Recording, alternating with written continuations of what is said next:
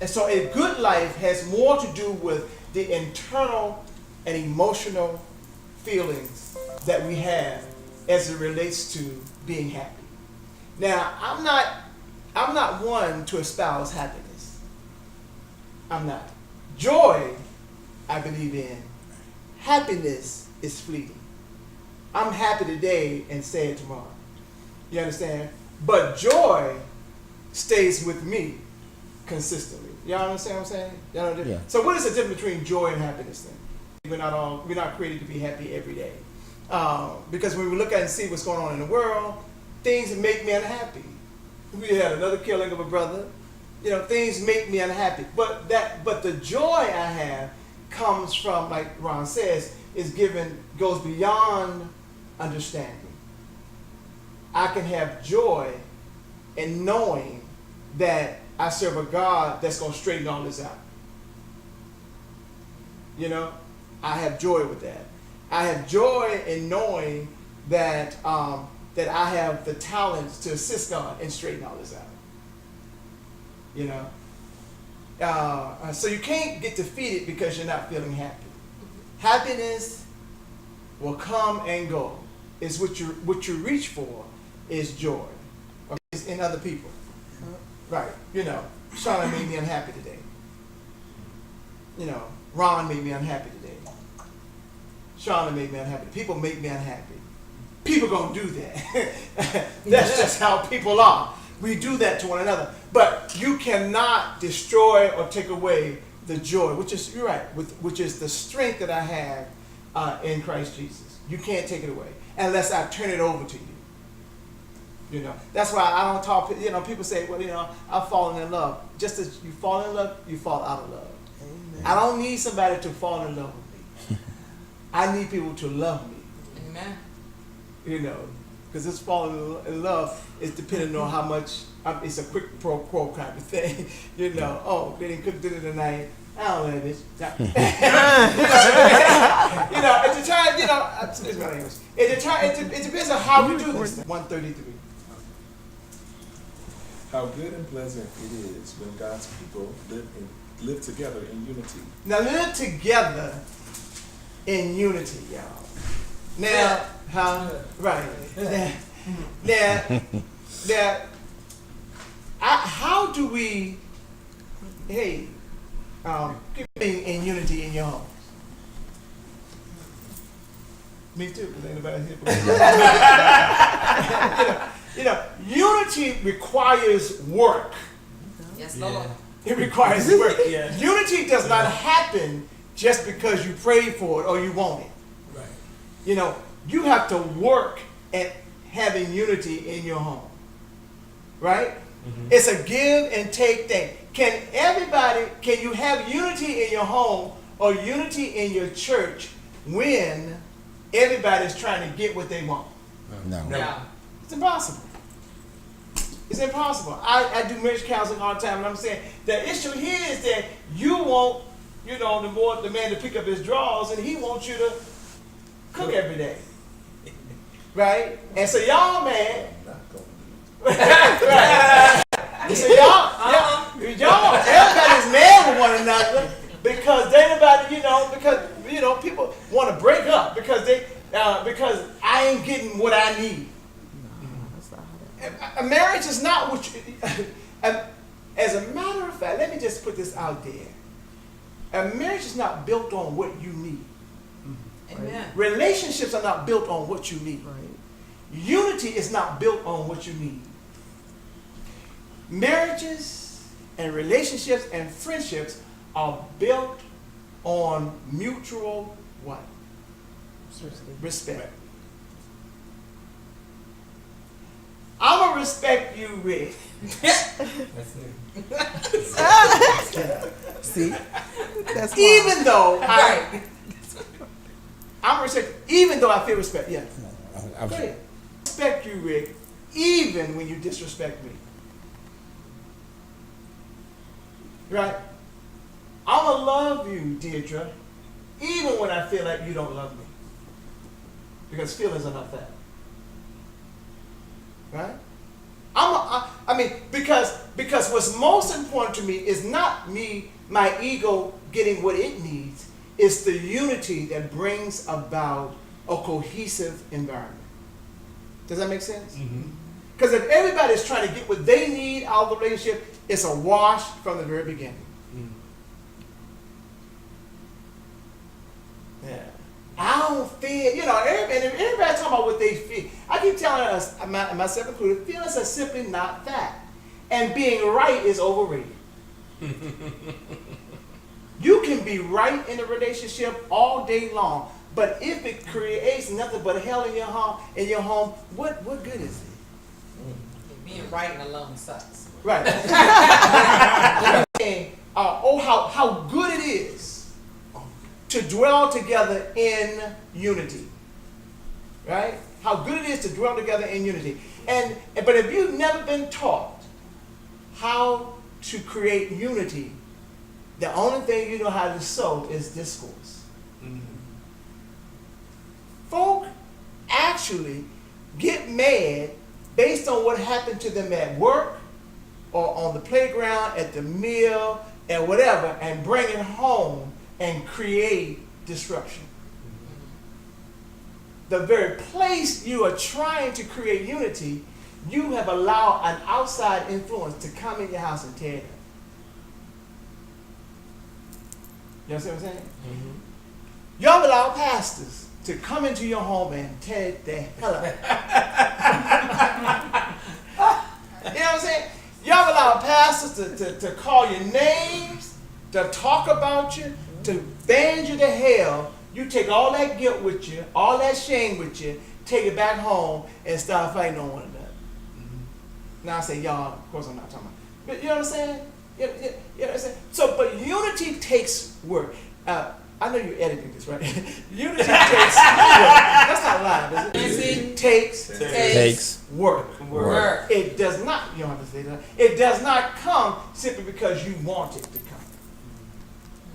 Right? It does not come. The ushers got their opinions about things. Deacons, trustees, pastors, choirmen, everybody got that. But if your first objective in your home, in your church, on your job, wherever you exist, is if you don't go in saying the most important thing that I've got to do is make sure I bring unity. How many of us do that on a daily basis? You said the first thing. The first thing you think about in going into your environment, be it the meal, the church, the work, at home, but the first thing you think about is I'm gonna be an agent for unity. It's gonna be miserable.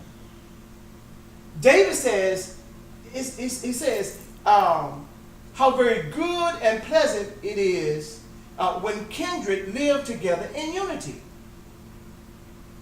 And if you're not purposing in your heart, the first thing in terms of this living this good life, if you're not purposing in your heart unity, and that means it ain't got nothing to do with you. It's not about your ego. It's not about what you want. It's not about what you got to have. It's about being an agent for unity, being a unifying force wherever you go. So many of us feed into the negativity that unity, you can't even have a decent conversation. Oh no. Huh? You're so right about that. Right. Gossip or I do it. If you don't think that you have that set of skill set, then you need to develop it. Get in therapy, do whatever you got to do. But the first thing to moving towards a good life is to be a unifying agent, because the world has enough disruption, and you're not respected and adding to that disruption. Respect only comes when you can go into a situation and bring about peace. Isn't that somewhere in the New Testament says that we're called to the ministry of reconciliation?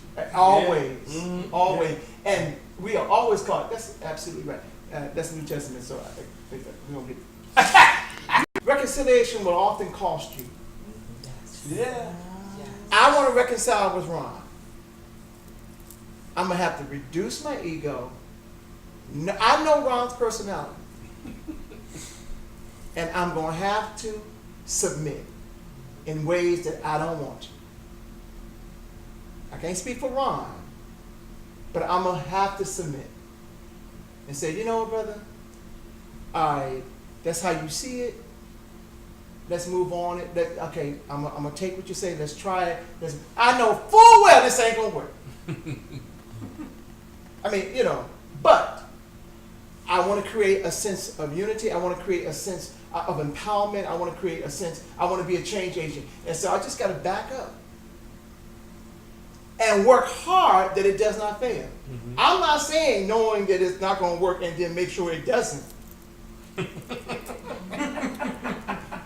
That's just setting Ron up. I'm saying through prayer and supplication what I think could not have worked. I remember we were at the ski trip, mm-hmm. and I always preached in a room.